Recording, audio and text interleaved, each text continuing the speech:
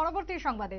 ধলাই জেলায় প্রতিবন্ধী পুনর্বাসন কেন্দ্রে বিতরণ করা হলো সাহায্য সামগ্রী এবং তার সাথে কুষ্ঠ রোগীকে কৃত্রিম অঙ্গ প্রদান করা হলো আজকের অনুষ্ঠানের মধ্য দিয়ে। সোমবার ধলাই জেলার প্রতিবন্ধী পুনর্বাসন কেন্দ্রে আয়োজিত হয় artificial limb distribution programme to leprosy present. জেলা মুখ্য স্বাস্থ্য আধিকারিকের সহযোগিতায় আয়োজিত হয় আজকের পুরো অনুষ্ঠানের মধ্য দিয়ে ধলাই জেলার গন্ডাতুইশা মহকুমার অন্তর্গত রতননগর গ্রামের এসকে পাড়ার বাসিন্দা পবিত্রা ত্রিপুরা নামের এক মহিলাকে কৃত্রিম অঙ্গ দান করা হলো।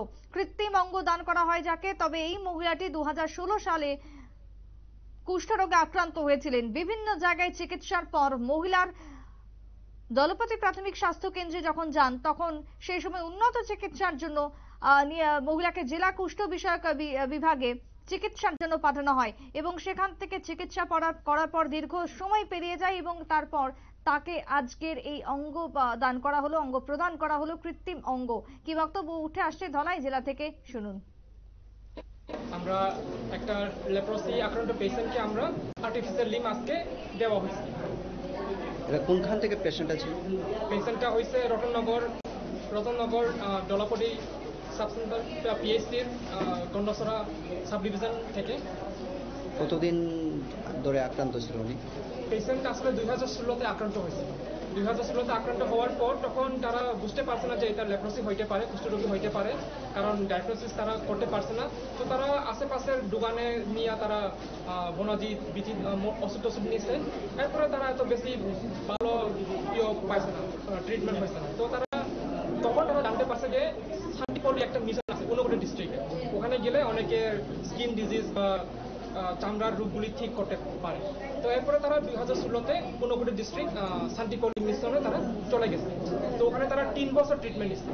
3 বছর ট্রিটমেন্ট নেওয়ার পর তারা 2019-এ এত বেশি ভালো ইমপ্রুভমেন্ট পাইছে না দেখে তারা আবার বাড়িতে ফেরত আসছে।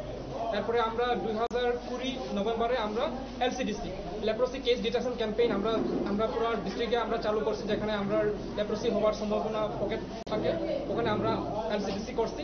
তখন এই পেশেন্টটা আগে আইছে, কিন্তু আমরা তখন ডায়াগনোসিস করতে পারছি না যে এটা কুষ্ঠরোগী হইতে পারে। তারপরে আমরা ম্যাডাম তখন ডক্টর বানসুরি দাস তিনি আসেন, আমরা তখনের লেপ্রোসি অফিসার আসলেন। তো তাইনে আমরা খবর দিচ্ছি, তাইনে আয়া দেখা হয়েছে। তো আমরা এক্সামিনেশন করছি এই পেশেন্টকে, তবুও আমরা ক্লিনিক্যালি লেপ্রোসি ডিটেকশন ডায়াগনোসিস করতে পারছি না। তারপরে আমরা স্লিট স্কিন সিনিয়র টেস্ট করাইছি পেশেন্টকে আগরতলা হাসপাতালে, জিবি হাসপাতালে নিয়ে, তখন পজিটিভ আইছিল। তারপরে আমরা যখন তারা আবার ওষুধ দিছি এমডিটি মাল্টি ড্রাগ থেরাপি, তখন তারা পেশেন্ট ওষুধ চিনতে পারে।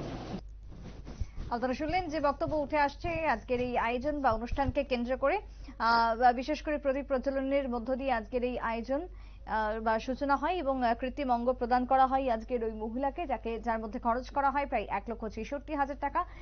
খুশি ওই মহিলা যিনি আজকে পেলেন কৃত্রিম অঙ্গ। ছোট বিরতির পর ফিরে আসবো, সঙ্গে থাকুন।